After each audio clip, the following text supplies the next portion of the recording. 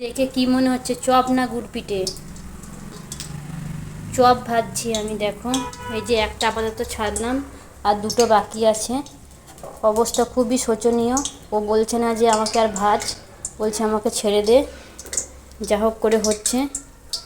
আমাদের আটঘরে সিধু জেঠু যেমন চপ ভাজে, ঠিক আমি তেমনি চপ ভাজছি। আমার সব থেকে প্রিয় আমাদের আটঘরে সিধু জেঠুর চপ। জেঠু, তোমার মতো চপ হচ্ছে তো? আর একটা বাকি আছে। এ তো বলছে উঠবো না আর তো নেই মশলায়, বাকিগুলো বোঁদে করে নেবো। দেখো এই যে অবস্থা খুবই খারাপ, লাস্টের কটা নরম হয়ে গেছে খুবই। হোক আস্তে আস্তে। আর এই যে এই প্রথম কটা হচ্ছে চপ, আর এইগুলো হচ্ছে চপের বড় আর চপের বাচ্চা। চপের বাচ্চা এখন ছোটো তো, বড় হলো সুন্দর হয়ে যাবে। চপের বড়গুলো টেরা মেকা, আর চপগুলো দেখো কি সুন্দর সুন্দর দেখতে। আমাদের আটঘরে সিধু যেহেতু এত সুন্দর চপ ভাজে না, সব থেকে আমার প্রিয়। আমি যখন পড়িয়ে টড়িয়ে বাড়ি আসতাম, জেঠুর দোকানে চপ কিনতাম। চপ কিনে ভাবতাম বাড়ি এসে মুড়ি দিয়ে খাবো, কিন্তু আমার মনের মধ্যে কখন ভাবতাম যে আমার কখন পেটে আমার চপগুলো যাবে। এত সুন্দর টেস্টি।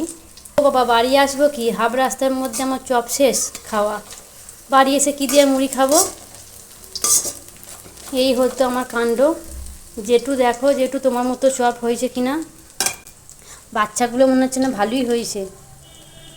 বাচ্চাগুলো টেস্টি হবে, ছোটো ছোটো।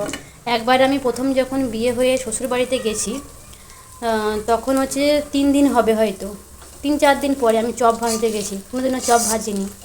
আর আমি এমনিতে বিয়ের পরপরই সব এটা ওটা ভাজাভুজি করতাম, খুব ভালোবাসতাম। সন্ধ্যাবেলা সবাই খাবে এসব।